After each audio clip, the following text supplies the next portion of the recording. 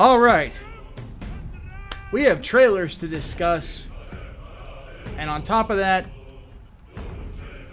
we're going to condemn a furry. Yeah, it's going to be one of those. My name is Micah Curtis. I'm Alex Baldwin, also known as The Hatman. And welcome to Micah and The Hatman Live.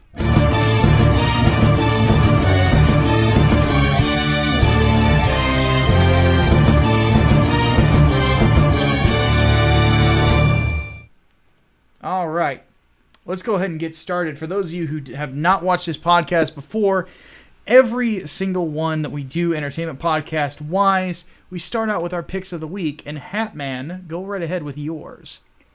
Creed 2, or as I like to say, Rocky 4, Part 2. Premise for this, the son of Apollo Creed, Adonis Creed, is fighting the son of Ivan Drago, Victor Drago, the son of the man who killed his father. Yes, this is a grudge match. And it's really kind of like a both sides grudge match. Like, Victor Drago's got something to prove. Ivan Drago has pretty much been run out of Russia since his loss. He lost, the fame, the fortune, his wife, and he has been training his son ever since to be a great fighter, to basically retake the crown and regain the glory that he had lost, that Rocky pretty much took from him. And you've got Adonis Creed basically going, yeah, this is the son of the guy who killed my dad, who's responsible for me having never met him. I'm gonna whoop this motherfucker. And yeah, that's about how it starts and how it continues. But of course you've got some other stuff too. Like, now he's getting married. Donnie's getting married. He's got a kid on the way. She's actually born over the course of the movie, and she is born deaf, or at least hard of hearing. So that's a big challenge.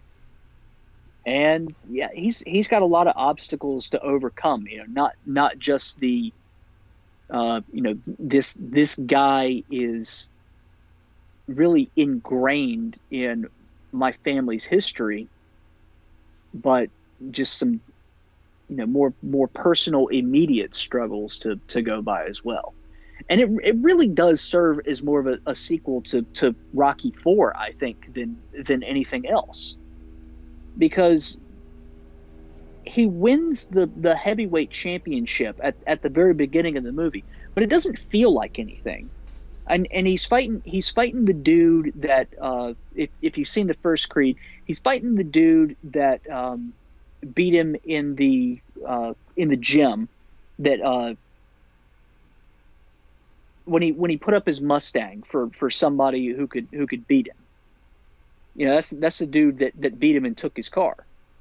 And he comes back and whoops him again for the world championship, or the heavyweight championship. So now, Creed is on top. Quite literally, he's on top. But it doesn't feel like much of an accomplishment. So when Victor Drago comes in, you're like, yeah, that is definitely something. And I don't want to spoil how that fight goes, but it's very, very interesting. This movie is really about fathers and sons, I think. Because you've got the Dragos, the father who is with his son, but is really trying to push his son into doing something that he couldn't do. And it feels like a subtly strained relationship, like there's no real love there. He's trying to turn his son into a machine like he was. And then you've got Rocky, who is still sort of estranged from his own son, hadn't talked to him, and that gets brought up multiple times throughout the movie. The father who wishes he could be good, but just isn't there, not so much by his choice. And then you've got Adonis Creed and his dad, who is obviously dead, who literally cannot be there, but who is, seemingly going to be avenged over the course of the film. It's really, really deep in that regards, and I think it's solid. I honestly think it is a solid sequel. I don't know if it's as good as the first one, because the first just came out of nowhere and totally blew me away. This one is definitely more of a personal story, and I would say it's more something that your usual Rocky fan would like than anything else. I think it's almost sort of a bit of fan service to fans of the franchise more than fans of the first film, which isn't bad, because let's face it, Rocky IV was fucking great. Oh yeah, I don't care who knows it. And yeah, Hardboiled Entertainment. Yeah, you're right. You hate Drago's ex-wife. Like you hated her in Rocky IV too, so it fits. No, it's much, much worse. Like the first time you see her, like they're throwing a party for one of Victor Drago's victories, and it's like Russian dignitaries and stuff that's there, and she walks in, and she is now married to one of those Russian dignitaries, and she just casually kisses the dude, sits down, and is like, "Hello, Victor." It's just like one of those, holy shit! Like you're going to be like that then? Damn.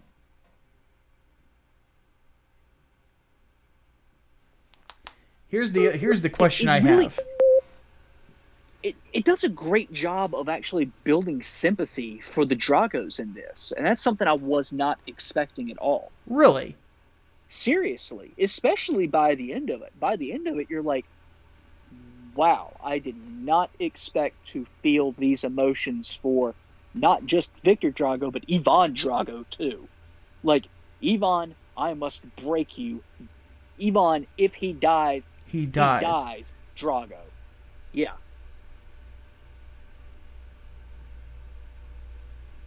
Yeah. Okay, so I have two questions before we move on to my pick of the week. First off, Final Judgment. Thumbs up. Definitely go see this. Pay full price for it. All right. And second, do they ever play There's No Easy Way Out in this? No. Ah! Damn it! Nope. No Easy Way Out, and no Hearts on Fire either. Man, that would have been awesome. There's also no training montage in Siberia. No, man, that would have been awesome. You get a desert. You get a desert instead of a snowstorm and a mountain. I personally would have loved to have seen a callback like that. Personally, yeah, you do get the Rocky theme in it. Well, that's good. Yeah, as long as you gonna fly now, then you're good. Yeah, you do get that.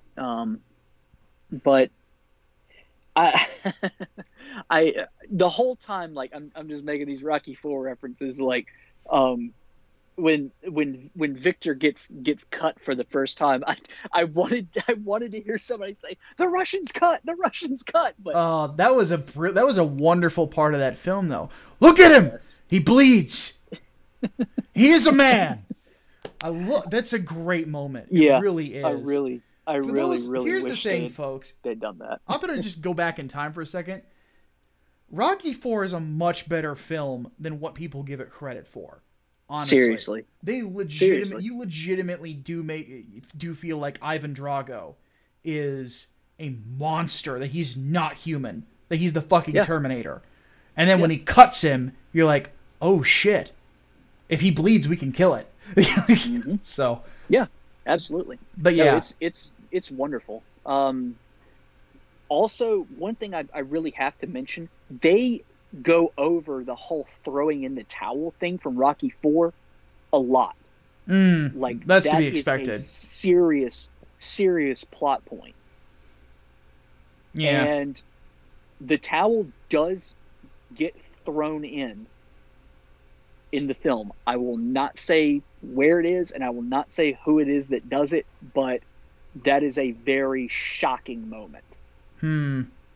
So, yeah. But it does, you do see it fall.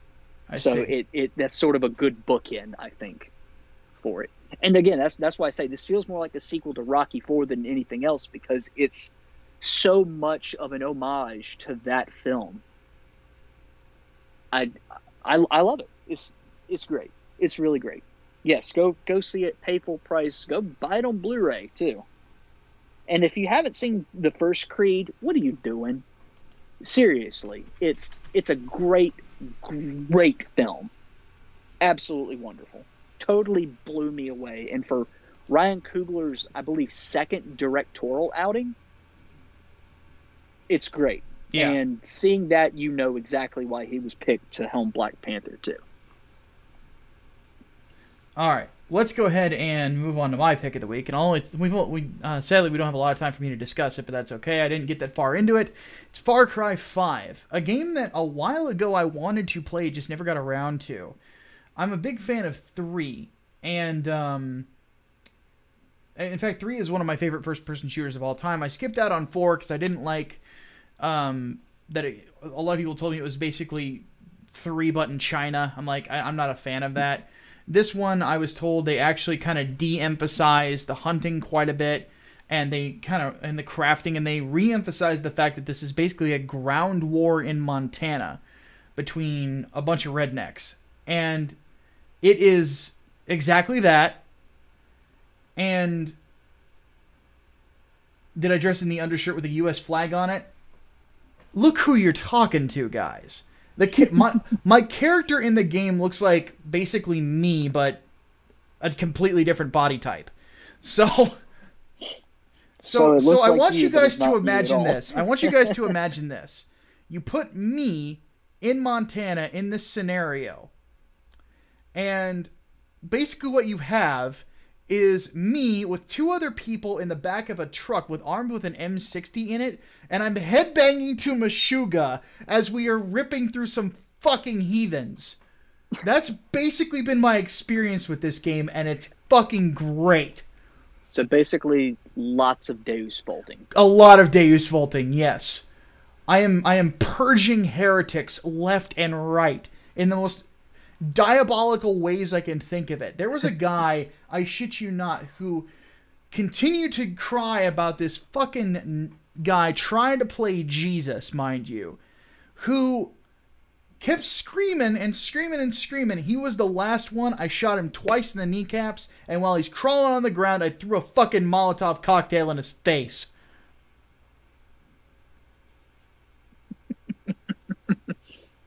And on the 3rd day, he did not respawn. In this game, I am literally the man too angry to die. I refuse. Because turning Far Cry into Doom. I pretty much play this like I'm Doom Guy. Like, it's insane, like, what I do. Like, the stuff I'll do. Like, these cultists are disgracing the name of my God, and I swear I have brought a crusade of wrath among them. The only thing I need at this point is to ride in on a pale horse with 2 guns on me. To the tune of When the Man Comes Around by Johnny Cash. Alright? Because I have no reason to be courteous to these people or to give them the pleasure of simply a bullet to the head. No. Bombs. Lots of bombs. Three inbred fucks coming towards me in a truck. Throw a sticky bomb on the windshield and detonate it before it comes towards me. 2 guys hold up in a building, taking pot shots at me. Run up to it, slide next to the building, drop a grenade in there, and then wait.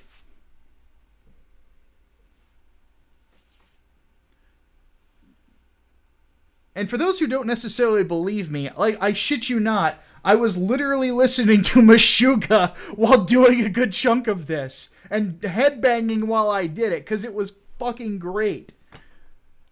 But at the end of the day, this game's giving me exactly what I want. You're giving me an enemy that myself as a religious man would really hate. And that's people who are taking the Lord's name in vain. Who are placing themselves as the Lord. And I'm destroying them piece by piece. I'm destroying their weapons caches. I'm destroying their vehicles. I'm stealing their supplies.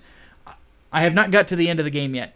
I am doing all of this, and I'm doing it in the most cruel way possible, because for me, this is not a fight. It is a crusade, and I will not be satisfied until I eliminate every single piece of filth in Montana who dares take the name of the Lord in vain. I already know how the game ends. I don't care. It's about the ride there, and I'm going to Deus Volt all over their fucking skulls. Exterminatus on those motherfuckers? No. No. This is a slow march from one end of this part of Montana to the other, where not a single one lives. But still. No, they're... Yeah, fuck them. Fuck them.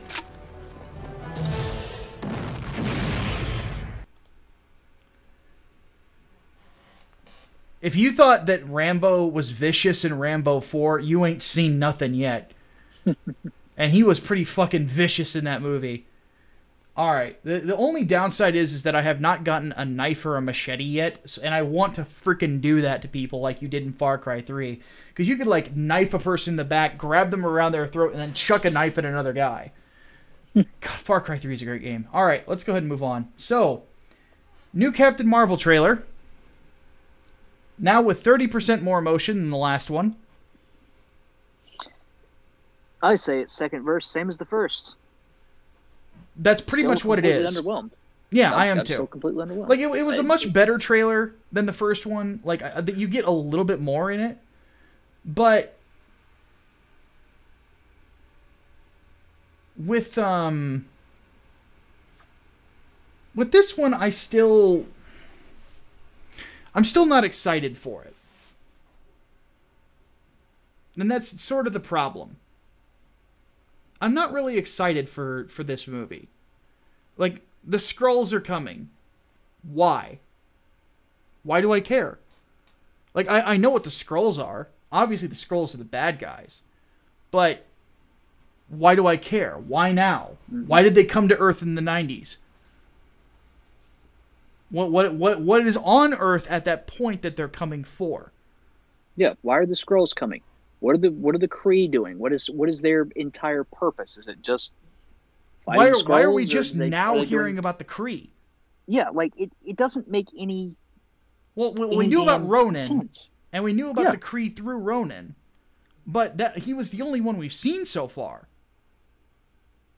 That, and there was they talk about them in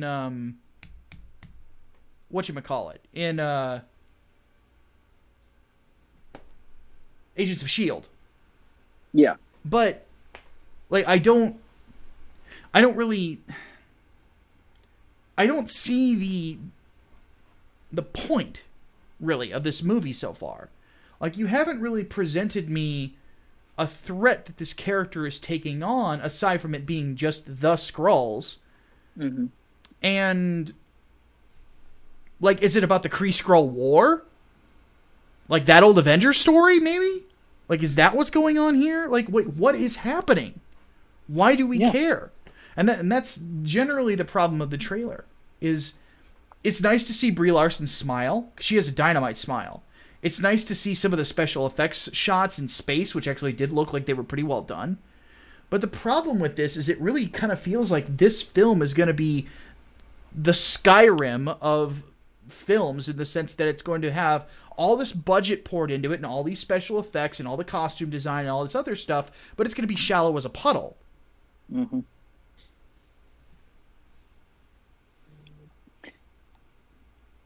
Honestly, I am somewhat convinced that they know it's going to be a bad movie, or at least underwhelming. I'm starting to see the point, because we talked about this before the show today, and they're definitely trying to pitch it like to try to have the effect on women that that Black Panther had for black folks. Yeah, but even with the Black Panther trailer, you still had some semblance of what was going on. You had Killmonger. Yeah. Like in this, like we don't know who the villain is. No. Like it's not like it's not like it's just Killmonger. Yeah. You had the whole plot is, yes, Claw too, but you also had, the plot points. T'Challa is ascending the throne, and he's being challenged on it. Exactly. What's the plot of this? We have no idea. Yeah, that's the thing. It's like they're trying to portray it as something mysterious. Yeah. But they give away the mystery. Like, you basically tell us she's a Kree soldier. Yeah. Out of the gate. And then you say that she lived on Earth, too. Okay, well, so we know, but she doesn't quite know. Yeah, like, you gave it away. Is this whole memory loss plot supposed to direct the way that the trailer goes? Because if that's the case, then that's a pretty piss poor way to sell people on your movie. Yeah. I mean, to be completely honest, it's not really making anyone enthusiastic to go see it who wasn't already looking forward to it. And even then, we were looking forward to it, just like with any Marvel movie. And now we're just sort of like, I don't know, maybe this might not be as good after all. It's sort of killing hype for us. Yeah. And what really gets it is that, like, there's not really... They're not really pulling from any of, like, the Captain Marvel Rogues gallery either. Like, not even what was the Emperor's name? Oh, Doric. Emperor Doric. Like, I don't think that he's the villain. I don't know who is. Or why isn't it at least, like, Super Skrull or something? I'm looking through here, and there's other ones, like Nitro isn't in this. It's kind of crazy to me is they're not pulling from it at all. No Annihilus. Annihilus was a Captain Marvel villain on top of being a Fantastic Four villain. Why not just bring in the Super Skrull in some way, shape, or form? Like, I don't really know what the hell they're doing here. Like, Ronan the Accuser's coming back, which is awesome, because I really liked Lee Pace as Ronan. I thought he was really good. Kind of not super dimensional, but he had elements to him that were interesting, if nothing else. I would assume that Thanos would show up at some point. But there's just not... Here's my question, actually. I had to look up his name. I wonder if Jan Rog is even in this. Yes. He is? Okay. Well, there's that at least. That's who Jude Law is playing. No, Jude Law is Captain Marvel. Jude Law is Marvel. He is not Marvel. He is Jan Rog. Well, then who's Marvel? I don't think Marvel is actually in it. They said that Marvel's in it. There were some Funko Pop leaks that came out, and Jude Law's character was listed as Jan Rog there. So now we have no idea who the hell is playing Marvel.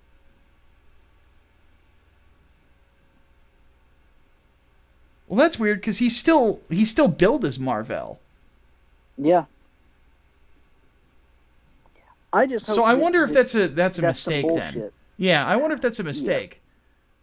Because I swear to God, how are you going to do a Captain Marvel movie without Marvel anyway? Yeah, because that's the totality of, like, her, Carol Danvers, having his abilities. Is because of her relationship with him. So...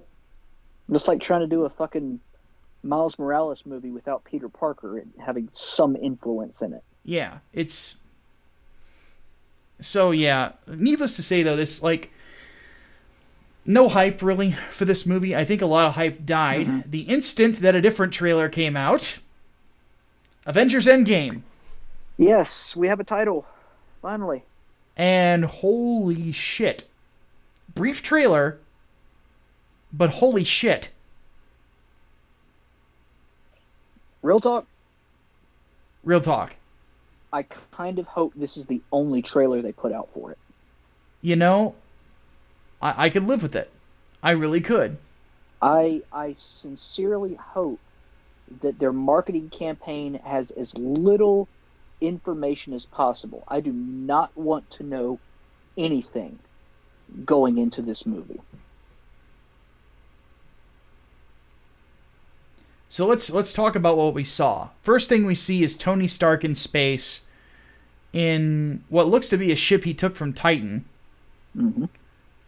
He has rebuilt an Iron Man helmet, or maybe that's the rest of the nanomachines from because Nanomachine's son. But from the remaining nanomachines of the Bleeding Edge armor, and is basically stuck. We saw Nebula somewhere. We don't know where. We don't know why she's not with Tony Stark. She was on the ship too? She was on the ship. I couldn't was really tell because I couldn't see why they would be stuck if Nebula's with them. So that's more information we're gonna need. We have the Avengers back at home base, basically looking as defeated as they have been, and should feel in all honesty, and Thanos. We see him walking through a field at his farm with the scorched Infinity Gauntlet on his arm, on his hand, and the Scarecrow. What Jim Starlin told us. Yep, Jim Starlin said that was going to be the first shot of the movie was the Scarecrow, and we have it in the trailer. So now we definitely know it's in it. Yep. And then I'm still so psyched that Jim Starlin was nice enough to tell us that. Yeah, I know, right? But that's because we love the man. Let's be honest. Yes. He is my hero when it comes to writing. And I'm still very annoyed that Tom Brevoort treats him like shit. Fuck you, Tom Brevoort. You know what? Tom Brevoort, fuck him. Fuck him. Fuck him.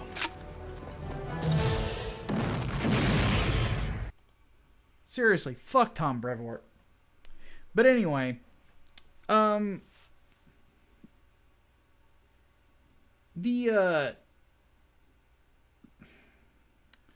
thing about that, and then it just sort of, and basically all we know is that there is some sort of a plan to go after Thanos. And I am incredibly hooked into what's going on and how Ant-Man's going to play into it. Mm-hmm. Because for those of you who didn't see Ant-Man and the Wasp, spoiler time. Sorry. Ant-Man gets stuck in the quantum dimension.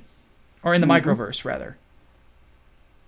They called it something else in the film, but it's the microverse. It's quantum realm in the MCU, microverse in the comics. Yes. But he was stuck. He had no support, no way of getting out there.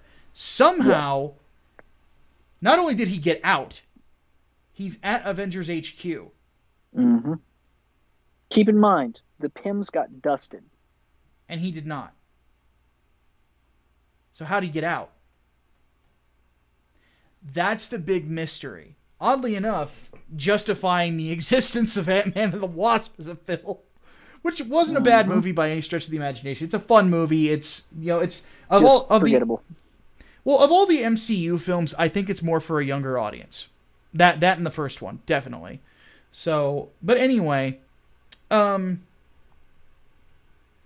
am psyched, to say the least, for this fucking film. Like, holy shit. I'm glad we have a damn subtitle more than anything else. Yeah.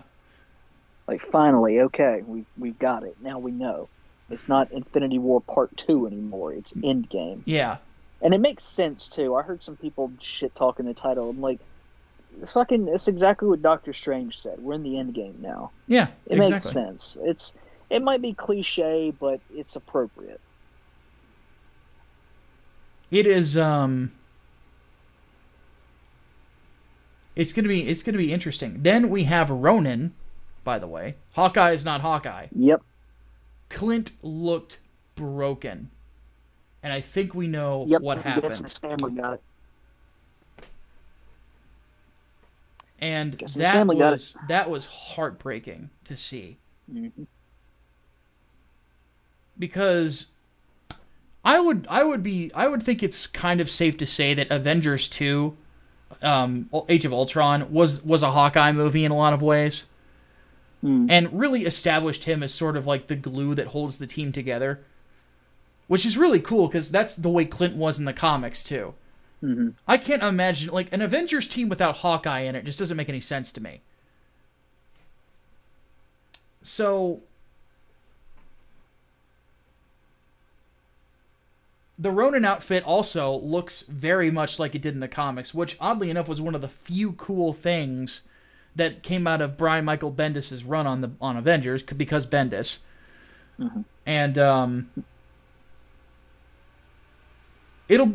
man... There's so little told to you in this. And yet, it's exciting. Because you know all the questions are going to get answered. And you know that the Russo brothers are going to deliver a great script.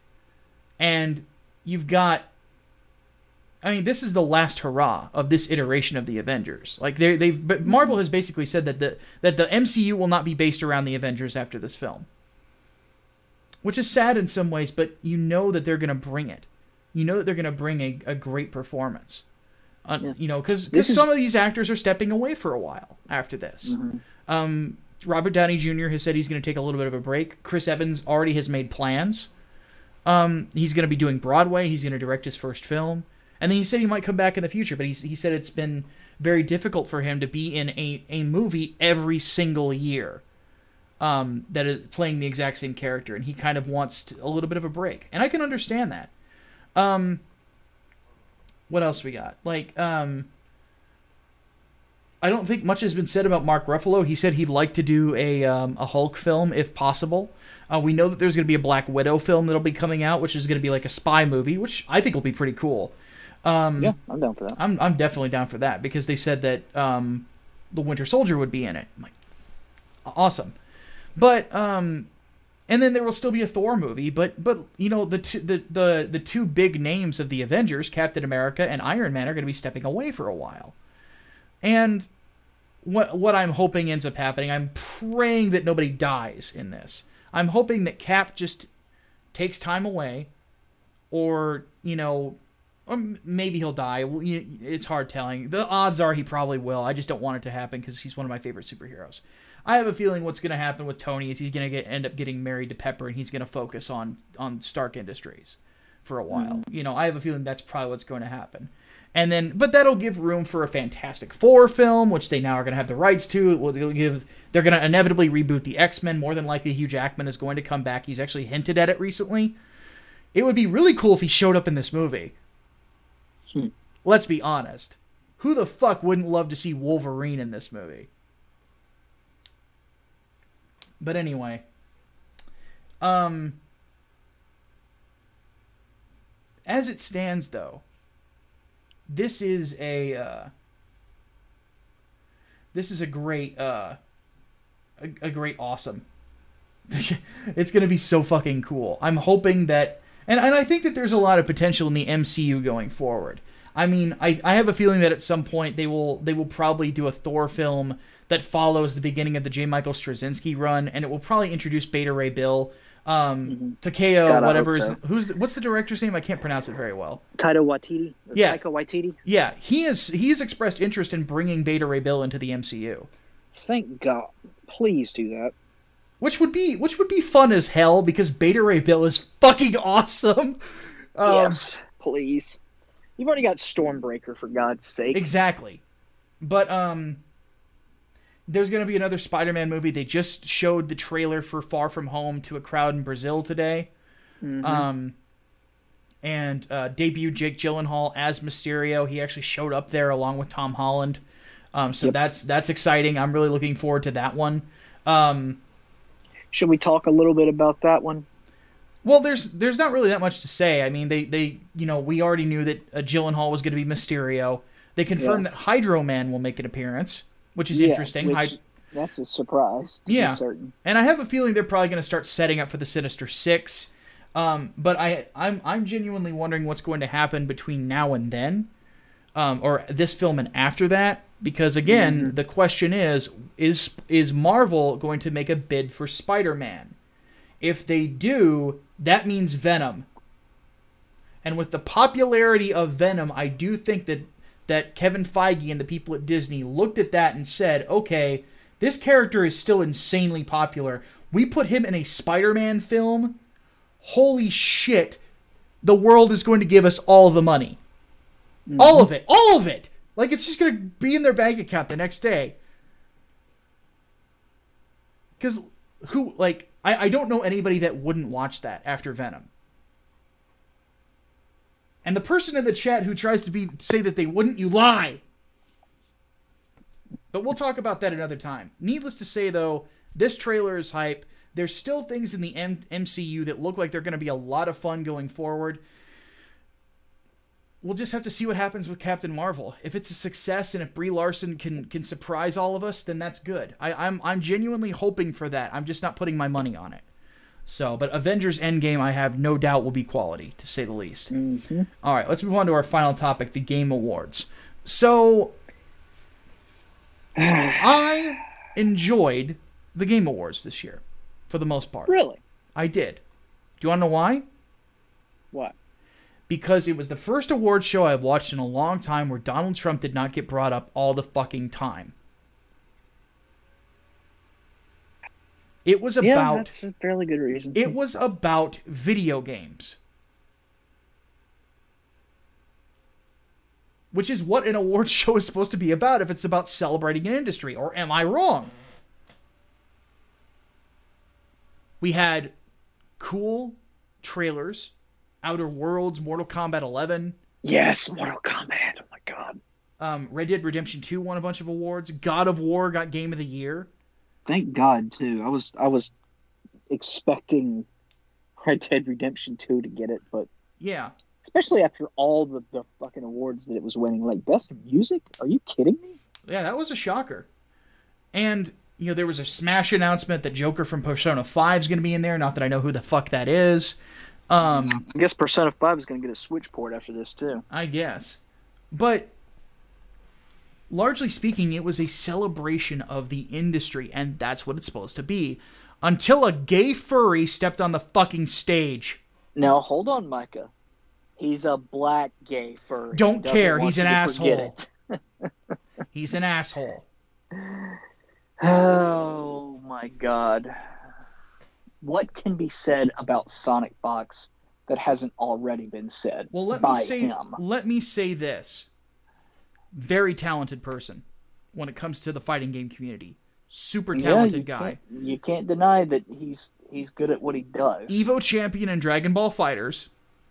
Evo champion in Injustice.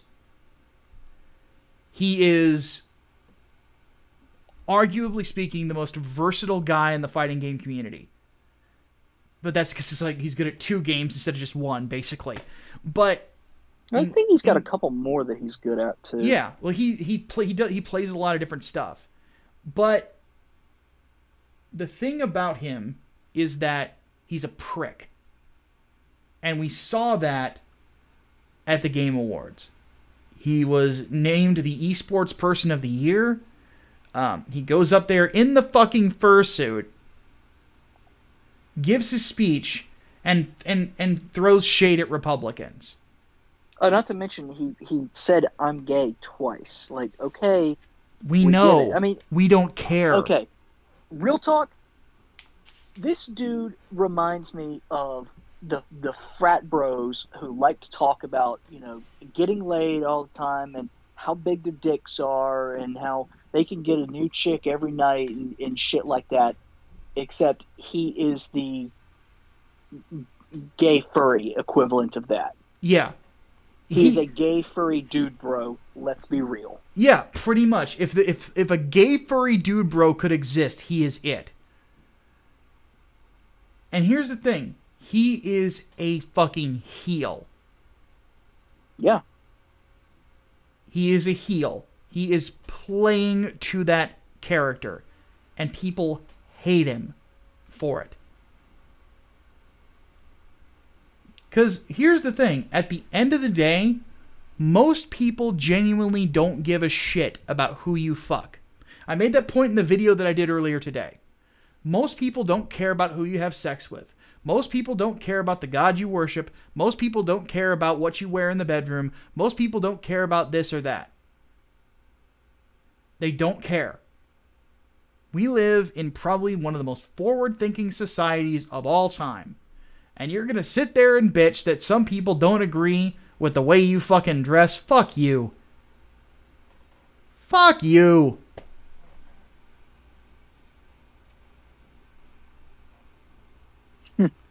And he has basically been starting Twitter feuds ever since. Mm-hmm. Now trying to get people to dogpile Ian Miles Chong when all Ian said was that he didn't like that this guy was making it about politics. Is this the furry Milo?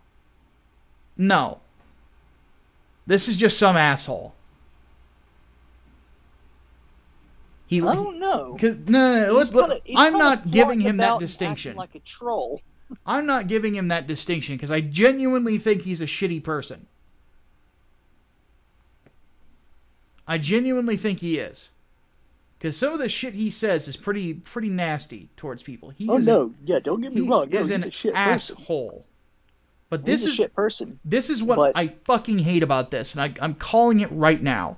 It's gonna be, gamers are gonna say, we don't like Sonic Fox. The game's press is going to say, oh, you're just not, and I guess I'm impersonating Jim He's Fat Sterling here, you're just not forward-thinking enough. You're just not progressive enough. Like, fuck you, Fatso. He's an asshole, and so are you, Gamergate 2.0.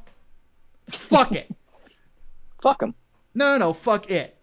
Fuck all of it. This is stupid. It's all stupid.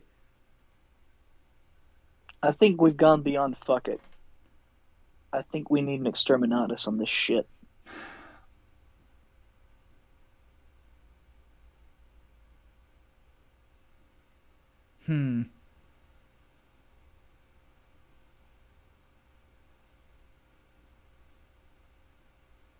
Fuck it. Let's do it.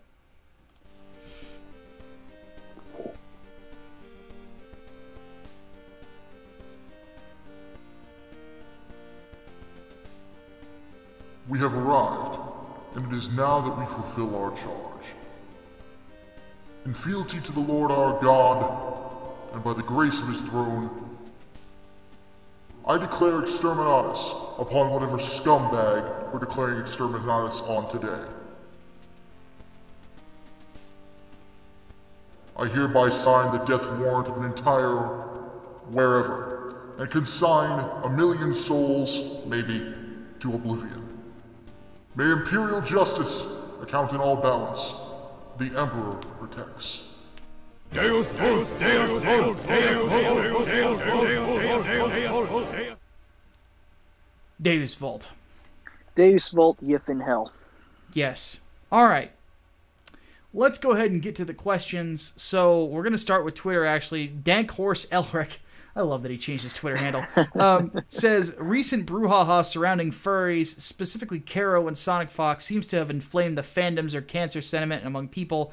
Honestly unsure what to think of it. On one hand, you're a passionate fan of something, it's only natural you want to communicate with like-minded people. On the other hand, fandoms have a tendency to generate drama and collective embarrassment. Preaching to the choir on that one, amigo.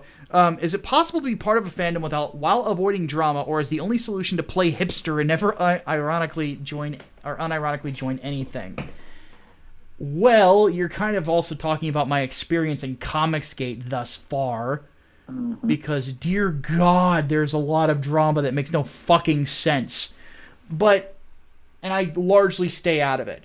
Because I'm focused on getting people in shape and making my fucking comic get released, not really all this other stuff. So when it comes right down to it, another thing I constantly say, so drink, but just focus on the goal, honestly. Just focus on what you like and what you want to do. And I just ignore a lot of drama, really. It's like, unless... It's very hard to get my attention off of my goal these days unless you are a very good-looking woman, honestly. Like, that's it. And there ain't a lot of women lining up for a guy like me, trust me. I got a lot more weight to lose before that's going to happen. Honestly, I think, like, it comes with the territory. Drama naturally follows fandom. Especially now that you've got the internet getting in the fucking way. Yeah. So you're going to be very, very hard-pressed. I mean, it's not even, like, about enthusiasm for something anymore. A lot of it is headcanon. And we've seen that with some of the worst shit that's out there. Like, the Steven Universe fandom is probably one of the worst. Oh, God. Don't especially even when get it me comes started. To, about the headcanon bullshit. But no, honestly, I think it just comes with the territory now. Just say you're a fan, but not part of the fandom. Yeah. So I think once you start organizing into a fandom, I think you're just asking for shit to go down. I'm in agreement. All right, let's see what else we got here. From the Discord, actually.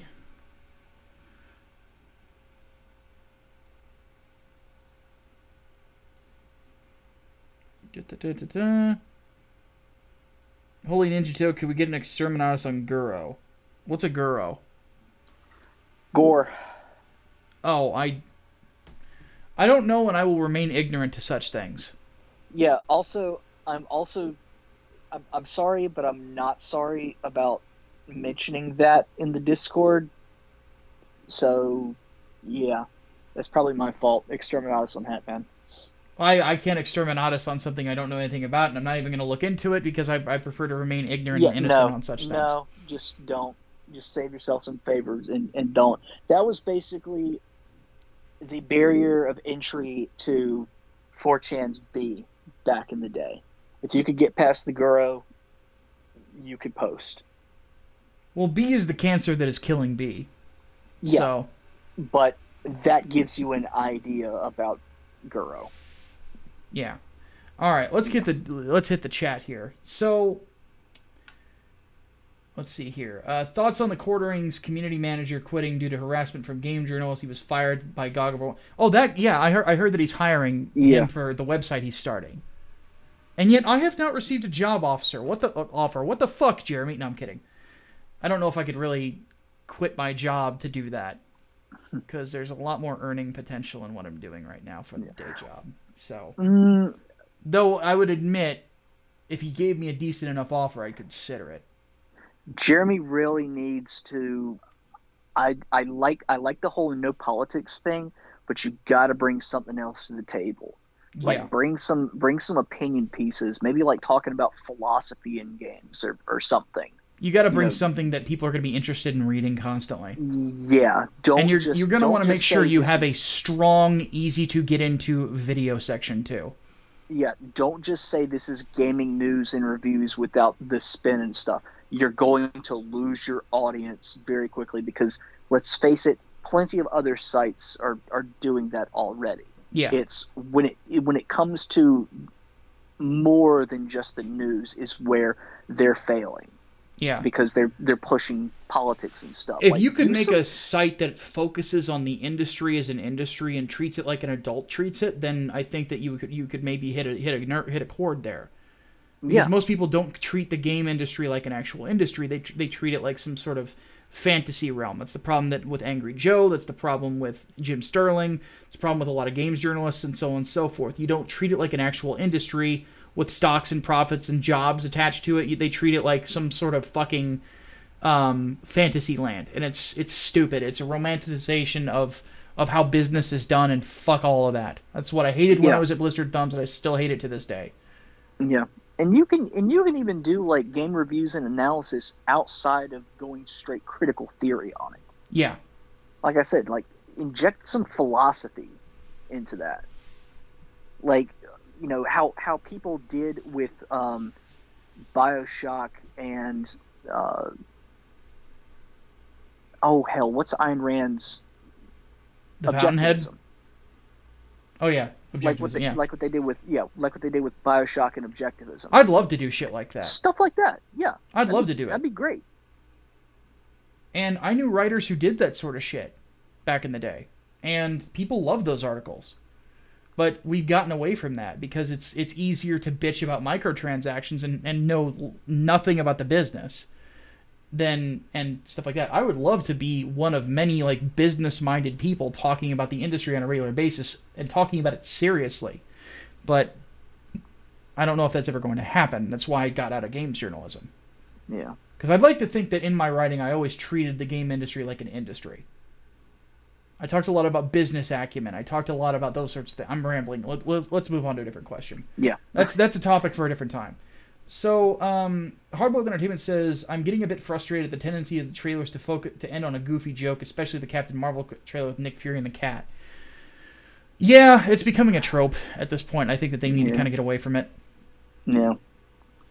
Somebody asked, what do we think about Razorfist complaining that people forgot about God of War when it got awarded Game of the Year?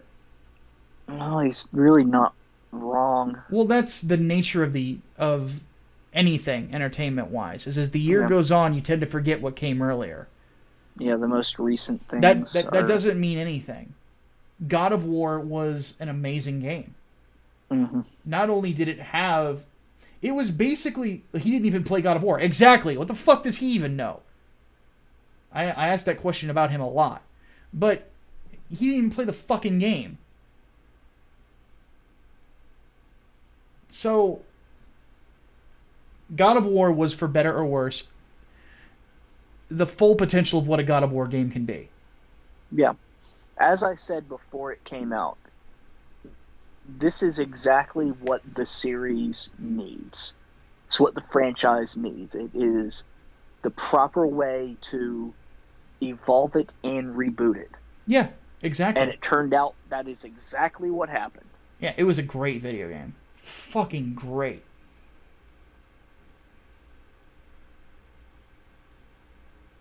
But no, everybody likes to forget games. I'll admit I do it. They come out. Yeah. I think everyone does. Yeah, naturally. I mean, when everyone's focused on Red Dead Redemption 2, like, oh my god, yeah, game of the year, because it's the most recent thing they fucking played. Yeah, and it was good. So they're gonna be hyped about it. Yeah, I'm gonna go pick up Smash Brothers after this. Yeah. So. And everybody's talking about Smash right now. I'm sitting over here playing Tekken 7 still, because Armor King just came out. But that's what I care about. Is Negan out yet, or no? He's with the next two. So they first did Lei and Nina. Then for this one they did Armor King and Marduk, and the next one is they turned Julia Chang into a Twitch thought. Oh my god! Which is fucking hilarious. And then fucking Negan, and dude, the Negan trailer is hilarious. Yeah, the Negan trailer is awesome. Oh my god! Awesome.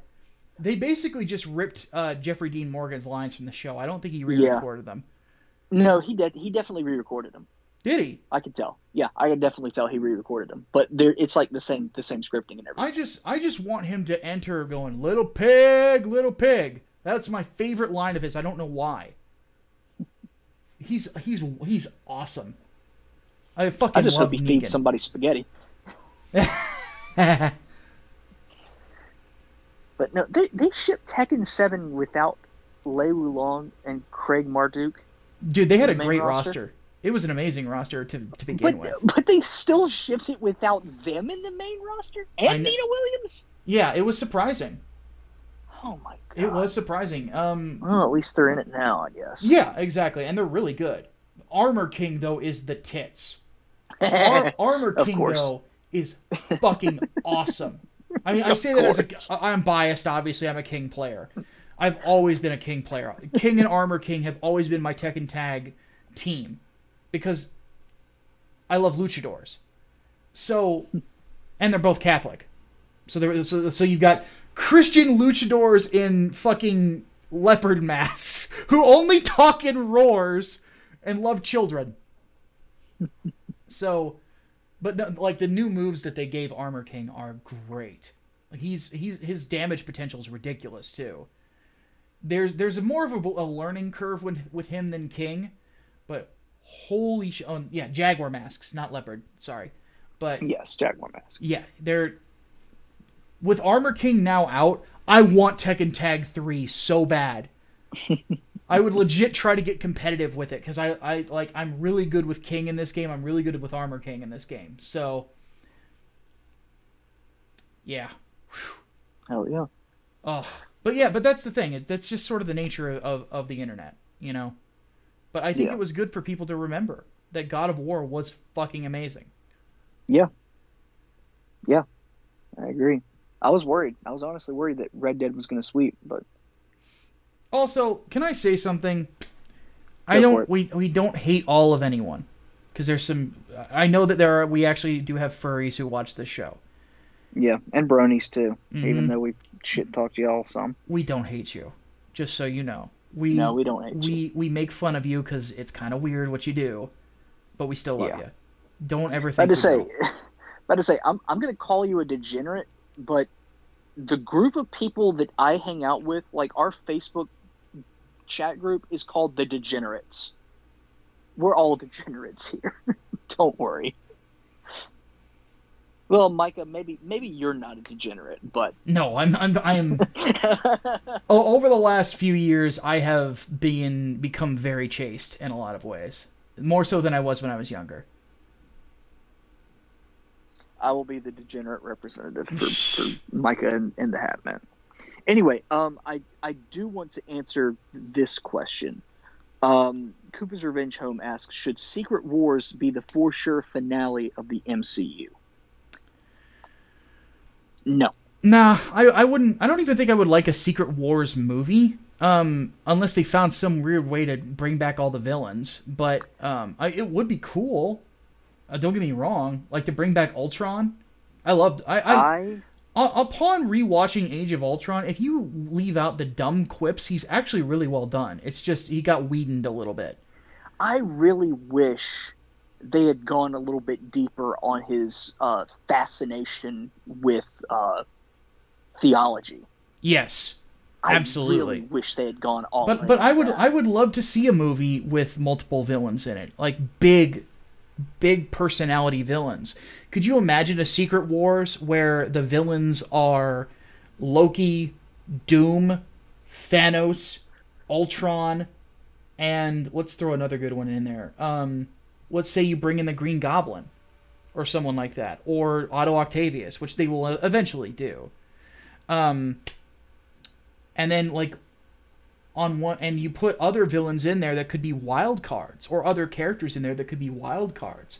Imagine if there is a resistance in Octavia, and then Spider-Man gets in there, and lo and behold, who's the leader of it? Fucking Venom. And the Punisher. And like that would be intense. That would be fucking intense, wouldn't it?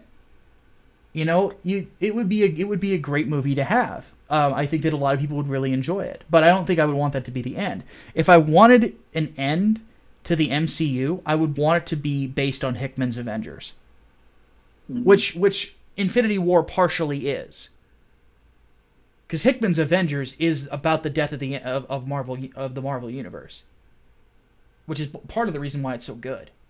So, I have said it before, and I will say it again. I would only accept Secret Wars if that was their explanation for bringing all the Fox properties and stuff into the Marvel canon. That'd be an interesting way to do it. But here's the real question.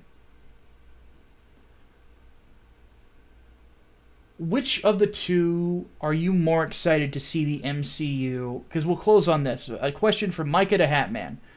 Of the two, Monkey Lint, you misunderstand. I'm talking about a resistance faction within an established nation on Battleworld. led by Venom. I'm not talking about Thanos and him having any sort of interaction.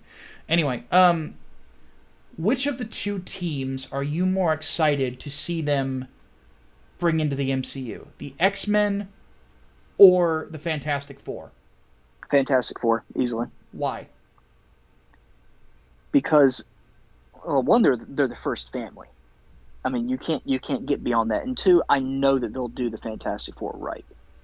I want to see a movie with the Fantastic Four done properly. I want to see the reason why Reed Richards is held in such high regard by everyone in the MCU, because he is like way on up there on the scale. And yet with this generation that doesn't have like that kind of knowledge of comics, he's basically an afterthought. Yeah. That's true. Reed Richards, nothing. Even the Thing, nothing. But no, I definitely want them to be brought in. Now, I don't know if I want. Oh shoot! Of course, I'm going to forget the name of his and Sue's kid. How the hell can I forget that? Oh God, Franklin. Franklin, yeah. Yeah. I don't know if I want them to bring Franklin Richards in. Not yet. No. So quickly, if really at all, just because he is so fucking OP, and I don't think the MCU needs that. No, not really. But I definitely want the Fantastic Four to be in there. And hell, I want them to interact with Spider-Man too. I really do. That would be a really good one, because basically Tony's relationship with Peter right now in the comics is the way that Peter has had a relationship with Reed for a long time. Mm-hmm. Reed in the comics is more of a father figure to Peter than Tony is. Tony is just a good friend. Yes. He and Reed have had a long-standing relationship, and Reed has always considered Spider-Man to be the future of all heroes. Like, he's always considered him to be the future. I would like to see that again. Yeah. So, X-Men, but I anyway, think would be a little bit too bloated for the MCU. I don't agree. You would. I would, though. I think they would. I would think they would bring the team down. I think they would probably shrink it a little bit. I think would have to have. I think they would go with the staples, the popular ones. You'd have Cyclops, Jean, Logan, Gambit, Rogue, probably the animated series team. I would think, or some relation to it. They'd probably throw Shadowcat and Colossus in there too, because you can't not put Colossus in there after the Deadpool movies. Oh God, yes. But although I'd probably throw Nightcrawler in there as well. Yes, and I would be very psyched for that, because I love Kurt, for obvious reasons. Dave's fault. Yes. And Colossus for the same reasons. Colossus is a Christian too. Mm-hmm. One thing a lot of people don't really understand is there's a lot of religious X-Men. Like, Chris Claremont liked writing Christians.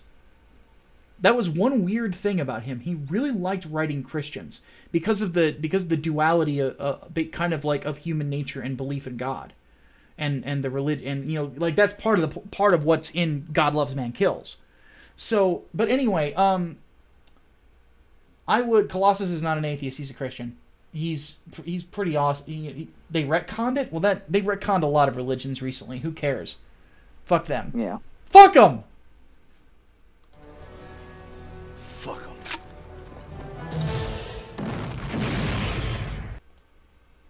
Bunch of edgy bitches. But anyway, I know we're going over time here, but I did want to. I would think that they would definitely shrink the team down a bit. But what I'm really looking forward to is them doing Cyclops right. He is one character that I don't really think the films have ever really taken the time to do. No. He's more or less been a side character. Really, yeah, because I loved it a way that a friend of mine in college used to say, he's like, why do we need a Wolverine solo film? Every one of these movies has been a Wolverine film. Mm-hmm. Yeah, pretty much. Cyclops was right. I wouldn't go that far. But but I would like to see Cyclops done well. I would like to see Jean done well. I would like to... Well, and that's the thing, is I don't really feel like the X-Men movies really got a lot of these characters really that well. Outside of Magneto, Charles, and Logan. They got them right. Yeah, they are not the X-Men. No. But Cyclops being done well would be really cool to see. I'd really like to see Gambit done really well. Not played by Channing Tatum. No, please, dear God. No. Channing Tatum wouldn't be a bad Cyclops. But there are better people to choose other than him. But yeah, I would much rather see some of those like lesser X-Men, lesser quote unquote, get a little bit more screen time, get a little bit more evolution. Because if you bring in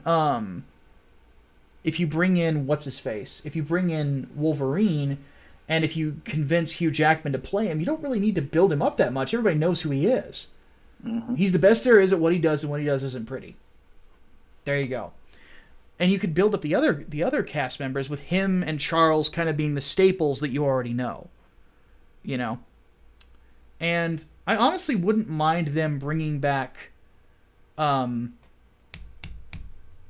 his name? Played Beast in X-Men 3. Kelsey Grammer? Kelsey Grammer as Beast. I'd love Kelsey Grammer as Beast. I thought he was the only good thing about that movie. He was great. Yeah. So... But to have like those... But and have Beast quoting philosophers again. Oh God, yes, please. That was... I'm sorry, I'm a big great. fanboy when it comes to the X-Men animated series, and Beast was a big part of that for me, because... Yes. Like I said, folks, like my dad got hooked on that show with me when Beast quoted John Wesley. So I would love to see a return to form for the X-Men. All right. So, interesting discussion on films for sure. So, I really hope that this podcast continues to grow. We broke 7,000 subscribers. I would love in a couple... You mean 700. 700, sorry. I wish it was 7,000. Yeah, no kidding. But I would really, really like to see, maybe someday, like 2-3 years down the road, as this podcast continues to grow, that we could maybe do a live version of it with a long-ass Q&A for folks. I would love to do that, man. That would be a lot of fun. So, go ahead and start putting your questions for the overflow in the chat. Just tag the Mike and the Hatman channel. Sadly, Brain is not with us this week. And we will get to them later on in the week. But we really appreciate you guys coming by. I want to thank Foxhelm again for that generous $50 donation at the beginning of the Politics podcast. And thank you, sir. This has been quite a bit of fun this week. So we're going to go ahead and leave you guys. I have to go get some rest. I have work tomorrow. Hatman's got. I got to stay warm. Yeah, he's got to stay warm. So we will see you guys later. My name is Micah Curtis. And I'm Alex Baldwin, also known as the Hatman. See you next week. Deus Volt. Deus Volt.